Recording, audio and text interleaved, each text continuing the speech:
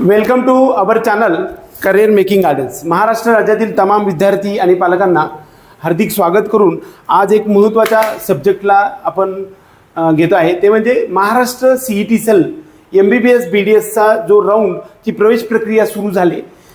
www.mahacet.org.in या वेबसाईटवरती ही प्रवेश प्रक्रिया काल 6 ऑगस्ट 2026 पासून सुरू झाले.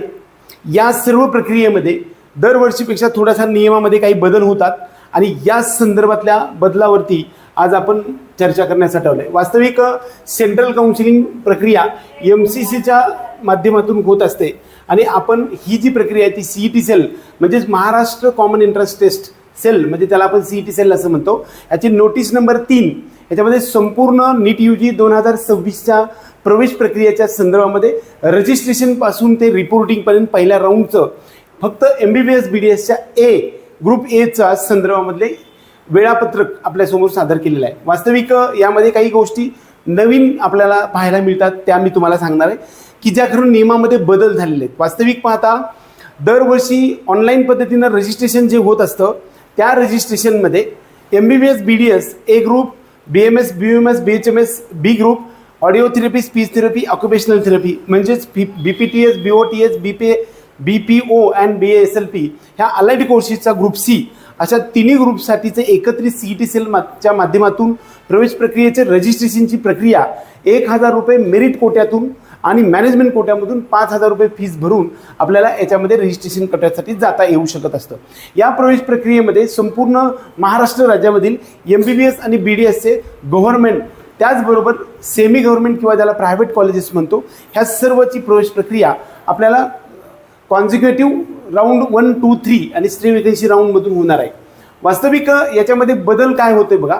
एकतर ऑनलाईन रजिस्ट्रेशन पेमेंट जे आहे ते सेमच आहे, त्याचबरोबर document of coloured scan copies original कॉपीजच्या संदर्भामध्ये सेमच आहे. परंतु या ठिकाणी the document verification through online mode scrutiny centre.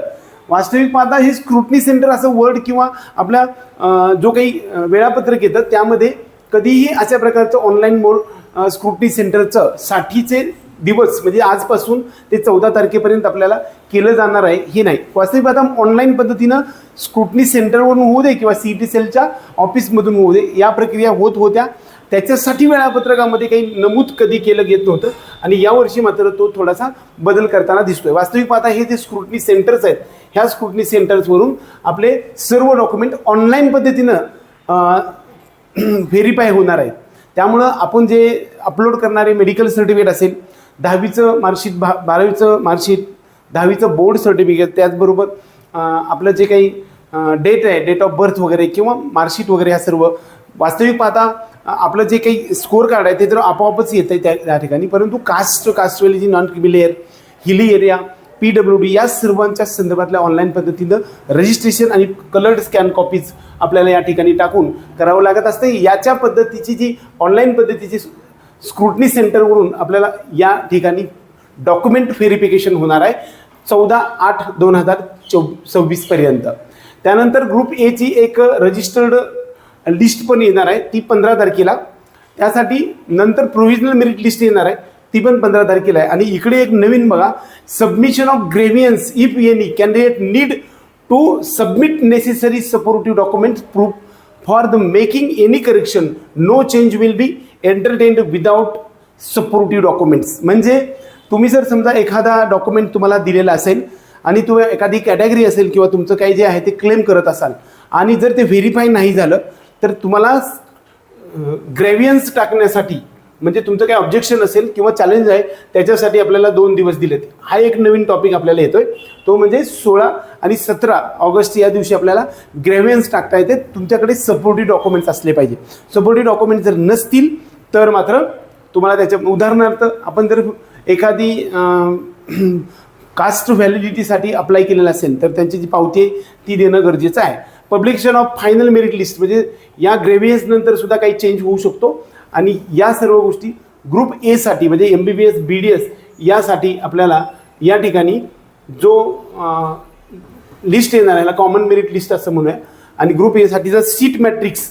आता वास्तविक आता सीट मॅट्रिक्स काय की कोणत्याही राऊंडच्या पूर्वी आपल्या संपूर्ण महाराष्ट्र राज्यामध्ये जे काही कॉलेज वाईज आणि कॅटेगरी वाईज सीट्स किती आहेत या संदर्भातलं एक सीट मॅट्रिक्स आपल्याला पब्लिकेशन होत असतं ते 18 तारखेला. प्रेफरन्स आपल्याला 19 ते 22 मध्ये होणार आहे आणि रिझल्ट मात्र लगेच 23 लागून 24 पासून 28 पर्यंत आपल्याला सर्वांना रिपोर्टिंग म्हणजे प्रत्यक्ष जॉईनिंग करायचं आहे. एकंदरीत यामध्ये बदल पण आणखी एक आहे ते म्हणजे बऱ्याच वेळा एखाद्या विद्यार्थ्यांचा फोटो पण त्या ठिकाणी अपलोड करावा लागणार आहे. खरं तर फोटो आजपर्यंत लागत नव्हता. दुसरा आणखी एक महत्त्वाचा मुद्दा यामध्ये आणखी आहे की तुमची जी काही कास्ट व्हॅलिडिटी आहे त्या व्हॅलिडिटीचा नंबर त्या ठिकाणी टाकावा लागतो.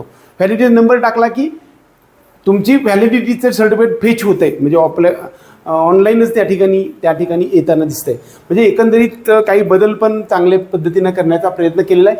हे जे सर्व गोष्टी आपल्यासमोर मांडण्याचा आपण प्रयत्न केला. वास्तविक पाहता आपल्या ह्या सध्याच्या त्या प्रक्रियेमधून सर्व CET मार्फत MBBS BDSच्या संदर्भामध्ये राऊंड सुरू होतोय.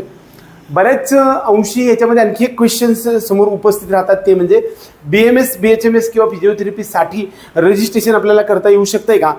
वास्तविक पाहता अशा पद्धतीचं यावर्षीच थोडा बदल करण्यात आलेला आहे. MBBS BDSसाठीचं रजिस्ट्रेशन फक्त आपल्याला देण्यात आलेलं आहे. त्यामुळे ऑफिशियली फक्त MBBS BDSसाठी ज्या विद्यार्थ्यांना रजिस्ट्रेशन करायचं आहे असेच विद्यार्थी यामध्ये अप्लाय करू शकतात. परंतु एखादा विद्यार्थ्याला BDS आणि त्याचबरोबर BMS साठीचं काउन्सिलिंग करायचं असेल तर असे विद्यार्थी यामध्ये रजिस्ट्रेशन करू शकतात. SML येताना तुम्हाला MBBS BDSची सेपरेट SML लिस्ट येईल. त्याचबरोबर BMS आणि अलाइड कोर्सेसची सुद्धा एखादी सेपरेट आपल्याला लिस्ट पण येऊ शकणार आहे आणि त्याच्यामध्ये SML हा वेगळा असणार आहे. वास्तविक सर्व विद्यार्थ्यांनी आता रजिस्ट्रेशन करता येऊ शकतं का तर तुम्ही रजिस्ट्रेशन करू शकता. पेमेंटपर्यंत नेऊन ठेवू शकता. आपलं रजिस्ट्रेशन ॲप्लिकेशन नंबर तयार करून ठेवू शकता आणि पेमेंट ज्यावेळेस येईल ज्यावेळेस हे BMS चालू होईल त्यावेळेस तुम्ही सुद्धा ते करू शकता असं पण शक्यता आहे. आपल्या सर्व विद्यार्थी आणि पालकांना आपण या CET माध्यमातून होणाऱ्या महाराष्ट्र राज्य स्टेट काउन्सिलिंग प्रोसेसमधील 85% MBBS BDSच्या संपूर्ण महाराष्ट्र राज्यामधील असणाऱ्या गव्हर्नमेंट 42 कॉलेजेस त्याचबरोबर प्रायव्हेट 23 कॉलेजेसमधील जो प्रवेश प्रक्रिया व कॉन्झिक्युटिव्ह 3 राऊंड किंवा स्टे वेकन्सीपर्यंत असणाऱ्या सर्व राऊंडच्या माध्यमातून होणाऱ्या प्रक्रियेच्या संदर्भामध्ये आपण जे काही डिटेल्स इन्फॉर्मेशन सांगण्याचा हा जो सिलसिला या सध्याच्या व्हिडिओमध्ये केला आहे तो आपल्याला आवडला तर व्हिडिओ लाईक करा. त्यात बरोबर आपल्या चॅनलला सबस्क्राईब अवश्य करा. ज्या विद्यार्थ्यांनी आपल्या पेड काउन्सिलिंग प्रोग्राममध्ये सामील झालेले आहेत अशा विद्यार्थ्यांना आपल्या सेंटरवरती जाऊन आपल्याला रजिस्ट्रेशन करता येऊ शकणार आहे.